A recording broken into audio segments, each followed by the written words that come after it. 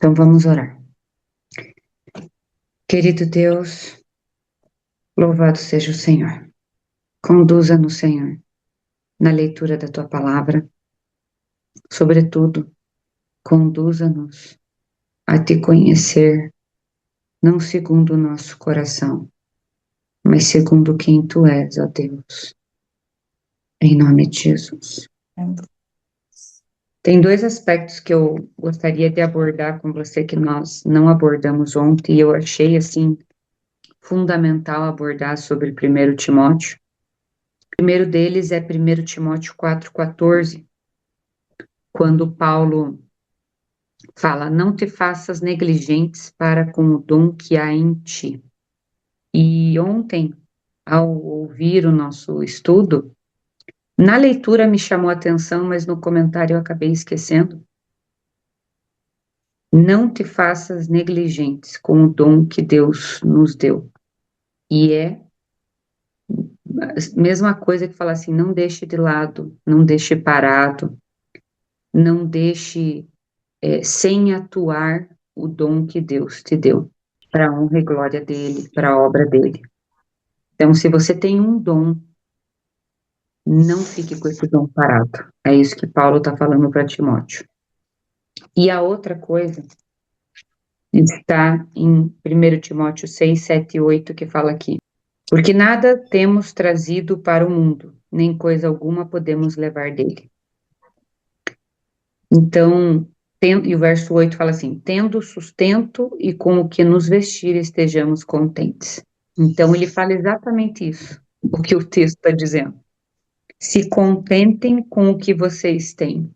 Se vocês têm o que comer, se vocês têm o que vestir, estejam gratos, estejam contentes. Porque a gente não trouxe nada para o mundo e não vai levar nada do mundo. Dois detalhes, né? Duas colocações, assim, que o livro de Timóteo, quando eu estava revendo ontem, né, estudando e sempre aprendendo, né, com a leitura, me veio à mente esses dois pontos, para a gente não negligenciar o dom que a gente tem, que Deus nos dá. Que Ele nos dá o dom não para a gente ser boa, não para a gente ser bom, Ele dá o dom com propósito, que é para a gente ser feliz e é para a honra e glória dele. E que a gente se contente com o que tem, né? Ontem a gente falou bastante, eu falei sobre o amor ágape, o amor sacrificial que muitas vezes, de forma errada, a gente direciona e canaliza para coisas, para trabalho, para dinheiro, para, às vezes até coisas necessárias, mas que a gente não dedique o amor sacrificial, o amor ágape, pelas coisas desse mundo. Bom, hoje nós vamos começar a segunda carta de Timóteo, de Paulo para Timóteo, e eu vou ler aqui uma introdução que tem na minha Bíblia. Paulo estava preso em Roma, necessitava de itens básicos como roupas quentes e havia enfrentado sozinho a primeira audiência na corte imperial. Embora tivesse a esperança de que a segunda audiência fosse melhor, há uma sensação do caráter final da crise. Ele escreve que o tempo da minha partida é chegado e aguarda expectante e recompensa celestial como convicção divina. Então, aqui, Paulo, ele meio que estava ligado que o que é dele estava guardado, vamos dizer assim, né? No sentido de que ele ia morrer e ele estava com a esperança ali na vida eterna, né? Então, ele, como se fosse uma despedida. Paulo passava por circunstâncias difíceis ao escrever esta última carta a Timóteo, seu mais jovem companheiro de ministério. Sobre o destinatário, a autoria e as datas das epístolas pastorais, aí ele fala que são as mesmas de 1 Timóteo, ou seja, pelo Paulo, que escreveu pelo ano 65 até 67. 65 e 66 a primeira carta, e ano 66 e 67 a segunda carta. Então vamos lá. A segunda carta de Paulo a Timóteo trata principalmente das responsabilidades e dos deveres de Timóteo. O apóstolo sente que a sua vida está chegando ao fim, por isso, com carinho e dedicação, ele dá conselhos a Timóteo, seu amigo e companheiro de trabalho, para que seja forte na fé e continue sendo um fiel soldado de Jesus Cristo. Ainda mais, seja zeloso no cumprimento dos seus deveres de dirigente da igreja e cumpra bem o seu dever de servo de Deus. O apóstolo fala da sua própria maneira de viver, da sua fé, do seu amor e da sua firmeza, que deve ser imitados pelo seu jovem companheiro de trabalho. Cheio de coragem e confiança, o apóstolo resume a sua vida e a sua esperança de servo de Deus, afirmando o seguinte: fiz o melhor que pude na corrida, cheguei até o fim e conservei a fé. E agora está me esperando o prêmio da vitória, que é dado para quem vive uma vida correta. O prêmio que o Senhor, o justo juiz, me dará naquele dia. Então, Paulo, ele tinha a convicção, a certeza absoluta da caminhada que ele tinha percorrido e da salvação dele. E eu, particularmente, eu tenho meus momentos que eu, como eu iniciei aqui falando, né, antes da gente começar a gravação, eu tenho alguns momentos na minha vida que você tem fé, você tem a convicção, você tem a certeza e não acontece. E aí Maiara, eu entro em crise, né? Eu falo, cara, mas... E eu tento refazer o cálculo da rota, porque assim, ó, sem a minha fé, e é uma coisa, é um paradoxo muito esquisito, porque assim, ó, eu sei do poder de Deus, eu sei da existência dele, sobre isso eu não tenho dúvida, que existe um Deus, Jesus, que Jesus veio, são fatos, são históricos, é arqueologia, é história, são relatos, não tem como falar que não, né? E vamos colocar a hipótese que Jesus não veio, não existiu, é uma lenda. Cara, é a maior e melhor invenção do mundo, porque até hoje o nome dele é, é falado, até hoje mata multidões, move multidões. Então, assim, que realmente tudo isso seja uma lenda, nada seja real. Cara, é a maior e melhor e mais poderosa invenção do mundo. Então, assim, eu não tenho dúvidas sobre a existência de Deus, Jesus, mas essa crise existencial que, por exemplo, para mim acontece quando eu vejo que as coisas não acontecem como eu tinha fé ou como, assim, poderiam acontecer. Só mostra o quanto eu tenho que amadurecer na minha fé. E eu vejo Paulo, com certeza ele teve essa essa maturidade, esse amadurecimento, esse processo. Só tem que no final ele tinha certeza absoluta. Igual o pastor Luciano Subirá conta nos testemunhos dele, quando ele falou com um ateu, né, e ele contando o que Deus fez na vida dele, e o ateu falou assim, se fosse na minha vida também, eu também ia crer como você crê, né, porque não tem como, né, mas a gente tem que ter esse processo, esse amadurecimento, e a minha vida particularmente não faz sentido algum, ela perde completamente a razão, completamente a existência e o sentido se eu tiro o meu olhar de Jesus. Porque tudo que eu como, tudo que eu faço, tudo que eu vivo é imperfeito, eu peco, eu faço muita coisa errada, maldito eu, mas a minha vida ela tem um direcionamento, que é Jesus. É como você está indo, por exemplo, sei lá, para Florianópolis. Tem a placa, tem a estrada. Você até pode, às vezes, ir pegar uma estrada paralela ali para parar num posto ou para fazer um passeio ali num lugar às margens da estrada, mas você está naquela estrada. É mais ou menos assim. Bom, vamos lá. 2 Timóteo, capítulo 1. Saudação. Eu, Paulo, apóstolo de Cristo Jesus, pela vontade de Deus, que fui mandado para anunciar a promessa da vida que temos por estarmos unidos com Cristo Jesus, escrevo a você, Timóteo, meu querido filho na fé. Que a graça, a misericórdia e a paz do Deus, o Pai e de Cristo Jesus, o nosso Senhor, estejam com você. Ação de graças e conselhos. Todas as vezes que lembro de você nas minhas orações, de dia e de noite, eu agradeço a Deus, a quem sirvo com a consciência limpa, como também os meus antepassados serviram.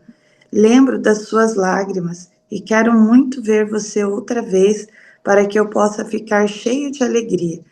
Lembro da sua fé sincera, a mesma fé que a sua avó Lloyd e Eunice, a sua mãe, tinham. E tenho a certeza de que é a mesma fé que você tem. Por isso, quero que você lembre de conservar vivo o dom de Deus que você recebeu quando coloquei as mãos sobre você. Pois o Espírito que Deus nos deu não nos torna medrosos, pelo contrário, o Espírito nos enche de poder e de amor e nos torna prudentes. Portanto, não se envergonhe de dar o seu testemunho a favor do nosso Senhor, nem se envergonhe de mim, que estou na cadeia porque sou servo dele.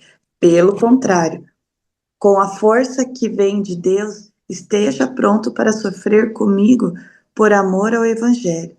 Deus nos salvou e nos chamou para sermos o seu povo. Não foi por causa do que temos feito, mas porque este era o seu plano e por causa da sua graça. Ele nos deu essa graça por meio de Cristo Jesus antes da criação do mundo. Mas agora ela foi revelada a nós por meio do glorioso aparecimento de Cristo Jesus, o nosso Salvador. Ele acabou com o poder da morte e, por meio do Evangelho, revelou a vida que dura para sempre. Deus me escolheu como apóstolo e mestre para anunciar o Evangelho. É por isso que sofro essas coisas, mas eu ainda tenho muita confiança, pois sei em quem tenho crido e estou certo de que Ele é o poderoso para guardar até aquele dia aquilo que Ele me confiou. Tome como modelo os ensinamentos verdadeiros que eu lhe dei e fique firme na fé e no amor que temos por estarmos unidos com Cristo Jesus, por meio do poder do Espírito Santo que vive em nós. Guarde esse precioso tesouro que foi entregue a você. Você já sabe que todos os irmãos da província da Ásia, inclusive Fígelo e Hermógenes, me abandonaram. Que o Senhor seja bondoso com a família de Onesíforo, pois muitas vezes ele me animou e não teve vergonha de mim, por eu estar na cadeia. Pelo contrário, logo que chegou a Roma, ele me procurou até me encontrar. Que o Senhor dê a ele a certeza de que naquele dia ele receberá a sua misericórdia. E você sabe melhor do que eu o quanto ele me ajudou em Éfeso. Bom, aqui a gente pode, né, destacar alguns pontos. Paulo exalta, ali no verso 5, a fé da mãe dele, Eunice, e da avó Lloyd, da mãe da avó de Timóteo, que certamente, normalmente se destacava a figura masculina. E aqui Paulo destaca a mãe e a avó de Timóteo. Então, certamente foram duas mulheres que tiveram uma fundamental e grandiosa influência na fé de Timóteo. E aí, olhando esse texto, eu olho para mim, a influência que, não a minha fé, mas a minha vida, né, aquilo que os meus filhos veem em mim através dos meus feitos diários, do dia a dia, desde preparar um alimento, desde de tudo, deles levantarem e me verem todos os dias aqui lendo a Bíblia, tendo o meu devocional. Então, tudo isso influencia. Me veio muito aquilo, me fez refletir assim, o que que a minha família está vendo em mim? Porque eles não vão fazer o que eu estou falando, eles vão fazer o que eu faço. Então, esse ponto me destacou. O outro ponto foi o verso 6, que fala assim: por essa razão, na minha versão Almeida, né? Por esta razão, pois, te admoesto que reavives o dom de Deus que há em ti pela imposição das minhas mãos. Então, novamente, lá em 1 Timóteo, no verso 4:14, Paulo já tinha falado para ele: olha, não te faças negligentes para com o dom que há em ti. Na segunda carta, ali um ano e pouco depois da primeira, ele fala de volta. Como que está na tua versão o verso 6, Maiara? Por isso, quero que você lembre de conservar vivo o dom de Deus que você recebeu quando coloquei as mãos sobre você. Então, conservar vivo. Tipo, não deixe morrer.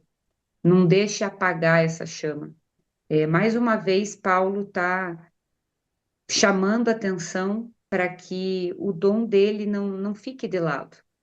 Às vezes você vai no automático e esquece teu dom. Não fique, não esqueça.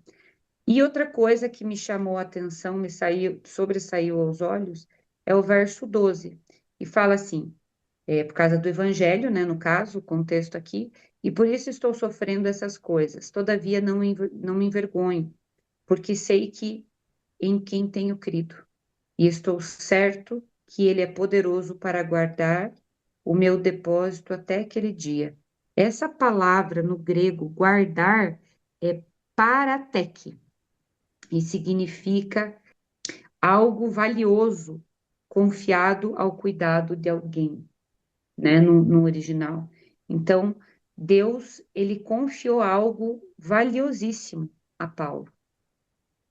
E por isso que ele fala, né, por essa riqueza que ele carregava, que é o evangelho, é o conhecimento, né, de Jesus, a experiência que ele passou, Deus confiou a ele, né, essa palavra de pregar, de o maior escritor da Bíblia, o maior pregador ali, né, 14 livros pelo menos são dele, e ele sofreu por isso e ele tinha convicção nesse Deus.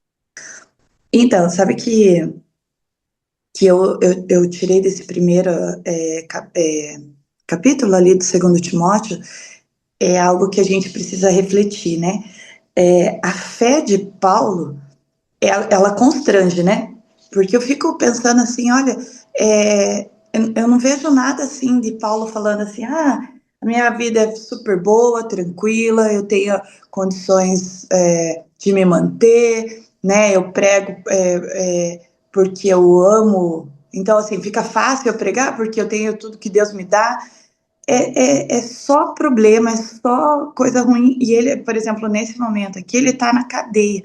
E sabe que, bem que você colocou o verso ali 12 também, eu sei em quem eu tenho crido. Porque, assim, é fácil a gente crer em quem dá tudo, quem faz tudo. Mas, sabe, eu colocando para a nossa vida prática hoje, assim, às vezes, até que você comentou agora, né, Mar? Às vezes a gente entra num conflito, às vezes a gente, sei lá, acho que queria que Deus conversasse com a gente. Será que às vezes eu preciso passar alguns perrengues igual o Paulo para mim poder realmente confiar e ver que, porque assim, você até comentou uns dias atrás a maneira da gente orar. Eu acho que a gente precisa, às vezes, estar escrevendo mesmo, para a gente poder lembrar de tudo que já Deus fez na nossa vida. E às vezes a gente vem numa tranquilidade, sabe, num algo tranquilo, que aí a gente começa a duvidar. E ali eu vejo Paulo, né, estou na cadeia, olha, não tenha vergonha de mim. Mas a parte mais incrível, assim, ó, pois eu sei em quem eu tenho crido. Será que eu tô crendo? Sabe, Maia, eu não sei se vocês estão me entendendo assim, mas no sentido de, é igual você falou, parece que às vezes meio que a fé da gente fica naquela linha tranquila, e aí a gente às vezes começa a meio que questionar, será que a gente é tão imperfeito que eu preciso estar nos baixos para me poder sentir a presença de Deus, porque quando eu tô bem eu não consigo ver que Ele tá aqui, sabe? Eu não sei se eu me fiz entendida, mas que Deus me perdoe, que como tá bom tá assim, a gente tendo essa liberdade, a gente tendo essa tranquilidade, a gente poder estar aqui estudando a Bíblia. Será que eu vou conseguir ter fé nesse meu Deus quando tiver acontecendo as guerras aqui do meu lado, quando tiver os tsunami acontecendo aqui, aí eu vou me apegar, porque daí eu vou clamar, sabe? Então eu E eu agradeço a falo Deus, né? assim, eu ainda acrescento, né, por pessoas que eu já ouvi testemunho, pessoas até que eu conheci, esses milagres, né, sobrenaturais, experimenta quem está na missão. E quem está na missão não é quem tem uma casa com ar-condicionado, ou não, mas ainda assim uma casa bem confortável, quem tem o seu salário fixo garantido todo mês, quem tem o seu carro que quando tá calor liga o ar, quando tá frio deixa quentinho, né? Vai tomar um sorvetinho todo final de semana, pede uma pizza. Quem tá em missão não tem isso, né? Não que seja errado ter isso, não é isso. Faz parte da vida. Mas assim, quem tá em missão tá em perrengue. Que nem lá em Mianmar, o Vitor BJ, que é um missionário que eu acompanho, ele é um pastor. E ele tá lá recebendo crianças refugiadas de guerra, crianças que estão fugindo de guerra. Eu até vou deixar aqui o link do Instagram dele. E ele pede doações para construir cabanas, cabanas de madeira onde o teto é de folha. Entende? Então, assim, ele está numa realidade muito diferente. E eu até estava conversando com os amigos esse final de semana. Um cara como ele, se pegarem ele, voltarem para o Brasil, para os Estados Unidos, para a Europa, e colocarem ele numa igreja, não fica. Porque ele está acostumado com a vida realmente acontecendo. Não só ali você vivendo. Claro que são realidades opostas, bem extremas, né? Da minha e da dele, por exemplo. Mas ele está acostumado com coisas sobrenaturais acontecendo, porque ele está no extremo do sobrenatural. Ele está ali na linha de frente. Então, ele recebe crianças refugiadas, de bombas que explodiram do lado dessas crianças, viram pais e mães morrerem diariamente. Ele tem o colégio adventista lá que eles estão montando, e não é um colégio adventista bonito, igual a gente está acostumado a ver. Não, são cabaninhas. Cabaninhas assim, em cima de madeiras, e que os tetos são de palha. Entende? Então, assim, eles veem coisas sobrenaturais acontecendo. Crianças que nunca dormiram em colchão e ganharam aqueles colchão de academia, assim, ó, e ficaram louco de feliz. Sabe? E eu com o meu colchão aqui tô reclamando da minha coluna, que é dessa grossura assim o colchão. Então, são realidades muito diferentes. E Paulo, ele ficou exposto a essa realidade bem diferente, a essa realidade missionária. E a minha questão, assim, Senhor, me ajuda a ter fé, porque às vezes um não de Deus já me frustra, sabe? Porque muitas vezes a gente, falo por mim, que eu tenho propriedade para falar de mim, né? Você idealiza a resposta de Deus, idealiza essa característica de Deus. Nesse estilo de oração que eu tenho feito, até tá lá no link do YouTube, né? Aprenda a orar. E daí é um vídeo lá de 1 minutinho e 40 segundos, alguma coisa assim. E embaixo tem 3 vídeos. Que um deles eu tirei esse corte, né, desse vídeo. E ele vai ensinando a você a anotar, e eu tenho anotado aqui, né, as minhas orações diárias, e ele fala para registrar ali, e uma das coisas, ele fala ali para você colocar 3 características, adjetivos de Deus, né, 3 pecados que você cometeu, não é agora, né, 3 agradecimentos e 3 pedidos. E todos discriminados para o dia de hoje, não é? Ah, meu Deus, que eu abençoe, sei lá, o meu trabalho. Não, não é abençoe meu trabalho. Senhor, eu preciso que o Senhor me abençoe nessa atividade, com fulano de tal, porque eu preciso fazer tal coisa e eu não sei fazer. Em detalhes. E eu vejo, gente, eu tô tendo absurda dificuldade em achar adjetivos para Deus, tanto bons quanto ruins. Eu não consigo achar. Você falou, até porque você não pode ser genérica, né? Obrigada por tudo, Senhor, ou obrigada pela tua proteção. total, né? E aí, nossa, mas é incrível isso que você está falando, porque entra de acordo com o que a gente está falando. Paulo conhecia. Paulo poderia dar todas as características diárias, milhões delas. Por que a gente não consegue? Você falou nos vídeos atrás que é sobre isso. Cadê a minha comunhão real, verdadeira? Porque é diferente de quando a gente fala assim, ai, mas eu tenho fé, ó, a gente não está aqui, não é esse Deus que a gente serve, mas será que a gente tem esse conhecimento, igual Paulo está falando? Por isso que a gente não entende Paulo. Porque Paulo tinha esse contato, igual você está comentando, exatamente isso, né? E assim, nessas minhas orações diárias, eles atribuem aos ensinamentos do cientista John Wesley, né, que tudo registrava, né, e cientista registra tudo, né, cientista registra e observa, né, essa é a definição ali da ciência, você observar algo e registrar, né, e John Wesley, ele fazia isso. E assim, eu tô tendo muita dificuldade, porque assim, ó, eu não tenho dificuldade ali, por exemplo, nos meus agradecimentos. Eu consigo, assim, dar nome aos bois, assim, de cada detalhe, de cada bênção que eu tive, sabe? Sobre as coisas, por exemplo, que me aconteceram no dia de ontem, né? Eu consigo realmente agradecer item por item em detalhe. Só que a minha dificuldade é pegar esses agradecimentos e separar dos adjetivos daquilo que Deus fez por mim. Então, por exemplo, eu agradeço a Deus pelo grupo. Ai, obrigada, Senhor, porque hoje a gente fez o grupo, a gente falou de tal coisa. Obrigada porque o Senhor me deu esse insight, não sei. E está atrelado, né?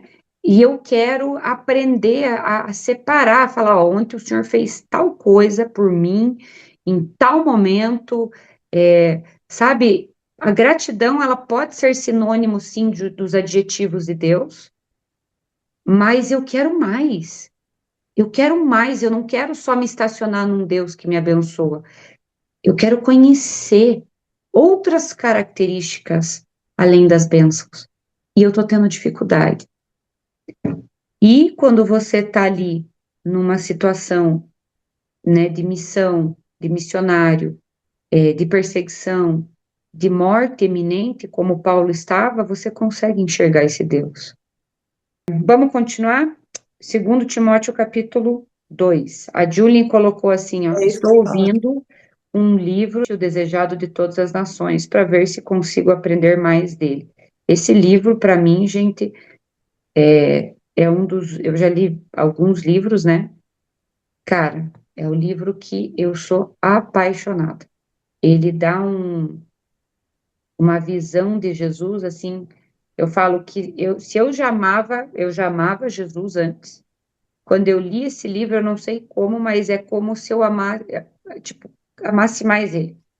Não sei explicar, mas esse livro me fez enxergar Jesus com um amor maior do que o que eu já tinha. Oi, Você, Maria. esse contexto todo, né? Igual ontem também, nós iniciamos aqui na igreja um grupo que é de missão urbana. Não sei se está tendo na igreja de vocês também. Então, assim, tem pessoas de vários países também, né, que têm os seus professores, que vão ensinar um pouquinho sobre a missão que a gente, né, tem para fazer, mas no contexto deles, pode, tem gente lá em Marrocos, eles estão fazendo essa missão também, e lá é um lugar totalmente difícil, não tem essa mistura, você é muçulmano. Então, assim, é como se fosse tem que ser uma coisa totalmente velada, né? Então, eles estão procurando pontos estratégicos, né? Eles fazem assim, eles estão indo como estudantes para ficar e levar a mensagem. Então, assim, é uma dificuldade tão grande que tem. E outras pessoas da Bolívia, né? Até então, estamos 70 pessoas. Mas a gente vai vendo como que eles fazem a obra, como que eles insistem, mas é na base da fé, né? Porque eles vão vendo o sobrenatural na vida deles, acontecendo através de dificuldades, você falou com o BJ, né? A missão que ele faz lá é surreal. A vida confortável que ele tem aqui, né? Poderia ter, não, ele está lá em missão. Então, assim, mostra como nós temos que ser dependentes de Deus. A palavra é essa. É uma total dependência. Pela fé e na dependência. Porque senão a gente não consegue. Porque é fácil daqui no meu quartinho, tudo certinho, tudo lá. Não, eles não têm essa infraestrutura toda. Eu poder chegar aqui e conversar com vocês num grupo aberto, né, que depois ainda vai ser exposto no YouTube, ok. Eles não têm essa liberdade toda. Então, como que a gente vai vendo os pequenos sinais, né, na nossa vida? Às vezes, igual, a gente está sempre pedindo oração. Ah, aconteceu isso. Ontem eu fui no velório, né, da irmã da minha cunhada. Num contexto, assim, que comentar a gente fica, mas a gente tem que agradecer, vai pedir oração sempre, por alguém, pela minha cunhada, por não sei quem, pelo meu amigo. E as coisas não estão acontecendo comigo. Então, assim, a gente fica procurando, Senhor, tá isso, aquilo, vai reclamar, né? Como se a gente estivesse reclamando. Não. A gente ainda tem que dar graças a Deus que Ele está nos protegendo no contexto, né? É muito amplo, mas não tá, aquele mal não está nos afligindo. Então, isso também é proteção de Deus, tá? São pequenas coisas que a gente tem que agradecer, né? E ontem, Maria, falando tudo que você está comentando ontem, eu estava orando a Deus, estava conversando com uma amiga, e a gente estava conversando sobre. Eu não gosto muito de falar sobre essas coisas assim, alarmantes, de fim dos tempos e tal. Eu particularmente não gosto muito. Mas nós estávamos deu uma pincelada no caso do Epstein, né, que é algo assim que surgiu e tem várias vertentes, não é só abuso infantil, sexual infantil, tem, cara, é tudo quanto é canto, atira para tudo quanto é canto. Eu comentei com ela sobre um vídeo do Daniel Mastral, né, que é aquele cara que dizia satanista e saiu, enfim, e ano passado acho que ele morreu. E ele fez um vídeo falando que em abril de 2026 iria ter o tal reset, né? Ia ter o apagão. E aí a gente estava comentando e tal. Depois eu fiquei pensando, ficou na minha cabeça, né? Tava tomando banho, tava orando. Eu falei, sabe, Senhor, claro que eu acho que é fundamental a gente ter conhecimento de algumas coisas. É fundamental. Sobretudo como um plantar, como um colher, quais alimentos, etc. É fundamental. Mas eu acho que muito mais do que esses fundamentais é você aprender a depender de Deus. E aí é que tá, né? Quando vier uma crise, que vai vir, mais cedo ou mais tarde vai vir. Vier uma crise, um apagão, sei lá o que mais pode vir, né? O ponto mais fundamental de todos é a gente aprender a depender de Deus. E aí você já imaginou isso? Paulo fazia, Paulo vivia. Você já imaginou você estar numa situação, por exemplo, ali, né? A gente sabe que Apocalipse 13 fala isso, que você não vai poder nem comprar, nem vender. E tem um cara também na internet, do terceiro anjo, Walter Veil, que ele fala muito sobre isso. Um professor norte-americano, se eu não me engano, eu acho que ele é americano, mas é lá feito os vídeos, ele era professor de faculdade, ateu, assim, falava muito contra Deus, até que ele foi conhecendo, enfim, e ele fala muito sobre essas coisas, e aí você já imaginou nesses momentos, e ele dá fatos, tá, o Walter Veito, ele dá notícia, ele dá fatos, ele não é alarmista, assim, é bem racional os vídeos dele. E aí, você já imaginou? Você está num momento que você não pode comprar nem vender, vamos dizer, você está na tua casa, houve o apagão. Cara, o que você vai fazer? Você não tem como comer? Vou dar uma situação assim, bem, né, hipotética, assim. Você não tem como comprar, você não tem como sair, não tem. Você tem que simplesmente pegar teu carro, orar e ir na fé. E falar, Deus, aonde que eu vou? Aonde que o Senhor vai me levar? Ser guiado pela fé. E Deus vai te guiar. Vão ter momentos na nossa vida que Paulo passou assim, que a gente vai ter que ser assim, gente. Sabe? E isso me fez refletir bastante ontem em oração, não o contexto, né, sensacionalista de acontecimentos que uma hora ou outra vão acontecer, mas assim, me fez refletir, olhar para o meu espelho e falar, Senhor, hoje, agora, saindo do meu banho, que eu estava tomando banho, eu falei, será que eu tô pronta a fazer uma oração, pegar meia dúzia de coisa na minha casa ali, roupa, uma lanterna, sei lá o que, uma garrafa de água, pegar meu carro, se tivesse acontecendo um colapso iminente, e falar, Onde o Senhor quer que eu vá? Será que eu teria essa fé? Será que eu deixaria tudo para trás? Será que. E se meu marido não concordasse? E fosse um colapso necessário, eminente, de fato, fazer isso, sabe? Então, me fez refletir ontem, assim, qual o lugar desse jogo, desse tabuleiro do grande conflito? Em qual lugar eu tô? Né? Será que eu tô no meio dele ali, sabe? Ou eu tô indo para a linha de chegada ali? Aonde que eu tô nesse tabuleiro? Em qual lado eu tô mais? Sabe? E a dependência de Deus, ela é extremamente fundamental, né? E muitas vezes a gente aprende a ter essa dependência em momentos ruins, sobretudo de extremidade. Paulo, com certeza, assim como milhares de missionários e vários que eu conheci pessoalmente, que eu ouvi, aprendem a ter essa dependência é na missão. É quando você não tem nada e uma cadeia se abre. Você está preso, você foi torturado, espancado, porque você estava pregando e a cadeia se abre. E tem um homem e fala: venha comigo, e venha rápido, como aconteceu com Pedro, né? Com Paulo e Silas, que cantavam na prisão. Então, me fez refletir muito sobre isso ontem. Ó, eu fico pensando, né? Olha tudo que a gente falou. A impressão que dá, assim, eu preciso passar, ou eu preciso ter que seguir as missões, passar dificuldade para minha fé aumentar. Que triste, eu fico imaginando. Não sei se eu estou falando besteira, mas fico imaginando Deus olhando para a gente e falando assim: Ô, meus filhos, olha só, olha o que vocês estão falando. Vocês precisam sofrer para poder acreditar em mim. Eu dando tanta coisa, tantas coisas para vocês e vocês ainda não conseguem confiar em mim.